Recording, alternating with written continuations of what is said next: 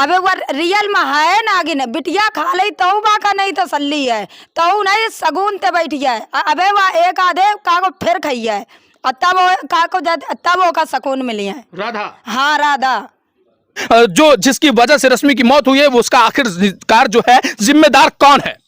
उसके जिम्मेदार उनके ससुराल वाले हैं पूरी तरीका से, और जो सूरज है और सूरज की चाची हैं, ये दो लोग सबसे बड़े जिम्मेदार हैं इन रश्मि की मौत को लेके, क्योंकि उन्होंने ही खुद उनको टॉर्चर किया है। जो रश्मि की जो चाची सास थी, जो सूरज की चाची, वो सास क्या थी, चाची सास, वो तो सौतन बनी बैठी थी, बिल्कुल सौतन बनी बैठी है। वो एक डायन समझो, डायन बिल्कुल भी, जिसने अपने जेठ के लड़के को अपना कहती है कि हम छोटा था, हमने पाला पोसा बड़ा किया। बिल्कुल, आप लोग आरोप लगाती हैं कि चाची खराब है, वो कहते हैं कि मैं खराब ही नहीं हूं, मेरे ऊपर जो आरोप लगाया जाता है वो पूरी तरह से निर्धार है, क्योंकि जो लड़का था सूरज, वो मेरे जेठ का बेटा था, और उसके पिता जब खत्म हो गए तब मैं उसको पाली पोसी और बड़ा किया, क्या ही मैं उसके साथ संबंध बनाऊंगी? ऐसे आप लोग उसको ऊपर आरोप लगा देती हैं। ये कहते हैं कि जो आरोप मेरे ऊपर लगाती हैं वो लोग ही गलत हैं।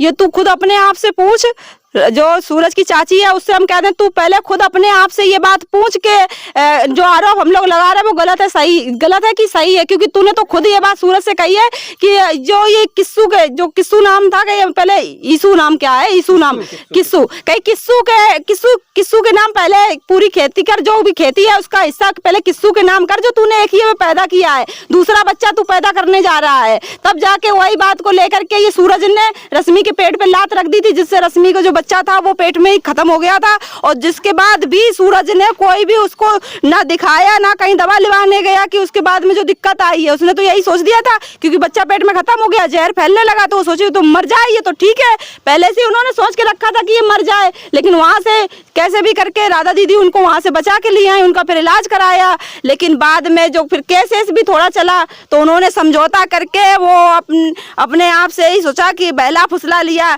रश्मि को, क्योंकि जब नोएडा में रही थी जाके रश्मि, तो सूरज ने थोड़ा अच्छे से रखा था उसे। बिल्कुल यही बात चाची कहती हैं कि रश्मि खुद नोएडा में रहती थी और उसके साथ जो है तमाम तरीके से राधा भी गुड़छल्ले उड़ाती थी, राधा भी मौज करती थी, और जो है रश्मि भी मौज करती थी। इसलिए जो है सारी गलती रश्मि की मां राधा की है, रश्मि की मौत की वजह राधा ही है। ये वो जो चाची हैं वो चीख चीख कर चिल्लाती हैं और यही बात वो कहती हैं।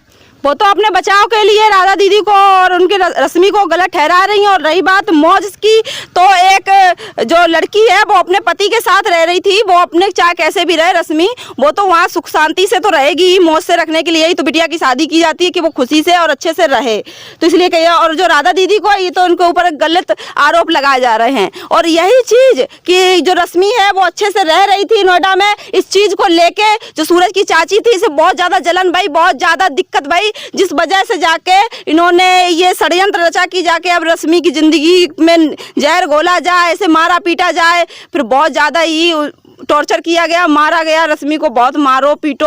और जो उन्होंने नोएडा में थोड़े से अच्छे से रखो तो सूरज ने, तो वही चीज़ को लेकर रश्मि लालच में आ गई कि हमें बहुत अच्छे से रखो, वहाँ से तो हम चले जाएं, शायद ये हमें अच्छे से रखें। क्योंकि एक औरत है, जो एक लड़की है, वो अपने आदमी की गलती जहाँ तक माफ़ करती है समाज की और अपनी घर की इज्जत की वजह से, कि चलो इनकी एक गलती है माफ़ कर दी है, शायद मेरा घर बस जाए। लेकिन आदमी इसी जगह कोई भी गलती को माफ़ नहीं करते, वो उल्टा उसके ऊपर लांछन लगा, बल्कि कोई गलती ना भी हो तब भी औरत के ऊपर लांछन लगाया जाता है। लेकिन एक औरत में इतनी क्षमता है कि वो आदमी की गलती माफ करके उसे दूसरों मौका देता है, और वही दूसरे मौका में वो औरत खुद ही या भूल जात करे कि अब मेरी जान को खतरा है, और इसी वजह से उसकी जान चली जाती है। तो वही रश्मि के साथ वो है कि रश्मि ने वही सोचो कि शायद ये सुधर जाए, ये जो अपनी चाची के साथ रहते ये चीज ना सामने आए दोबारा, तो उसी को लेकर रश्मि की आज जो जान थी वो चली गई। रश्मि आज इस दुनिया को छोड़ के चली गई है।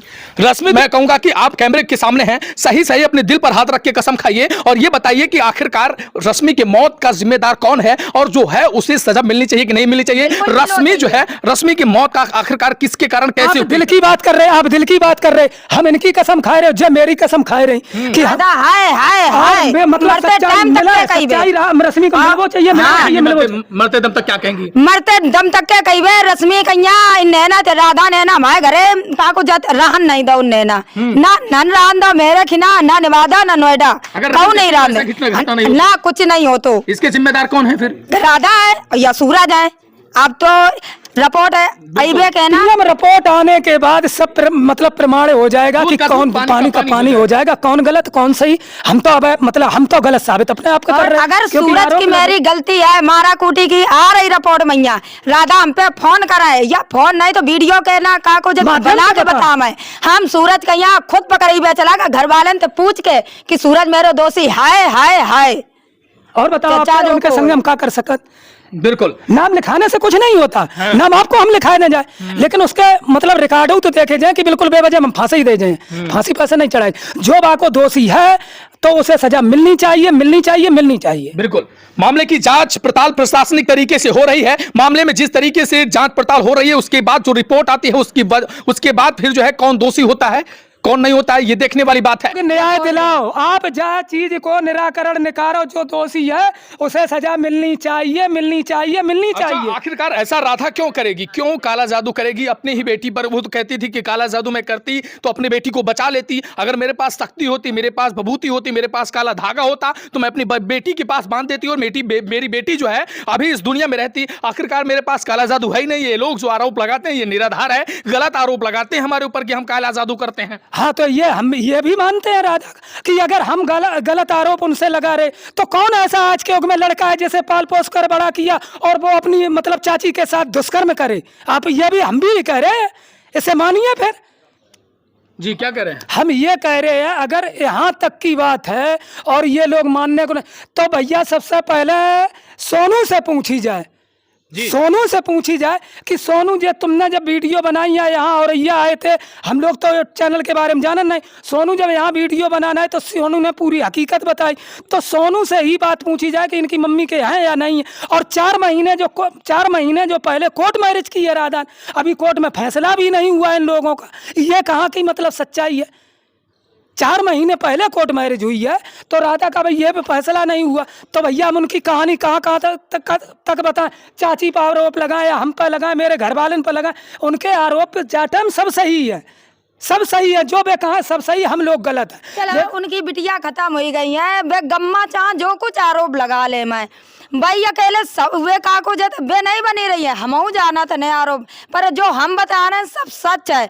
जो राधा बोल रही चाची रखे जो फलान ढिकान जैसी वे करती रहती हैं, जैसो तो का उनके को खानदान में होता है तो उसी वे जनती है कि का उनके परिवार में हो। लेकिन आप लोगों से मेरी हाथ जोड़ के एक ही रिक्वेस्ट है कि अगर जा चीज को मेरी बहू रश्मि उसको इंसाफ मिलना चाहिए, इंसाफ मिलना चाहिए, इंसाफ मिलना चाहिए। जो दोषी है उसे आप सजा दिलाओ निश्चिंत होके। आप लोगों की नजर में रश्मि कैसे रहती थी? रश्मि परिवार में ठीक ठाक रहती थी? रश्मि की कोई क्या गलती थी? क्या रश्मि किसकी वजह से इस तरीके से अभी जो है रश्मि मौत के घाट उतर गई?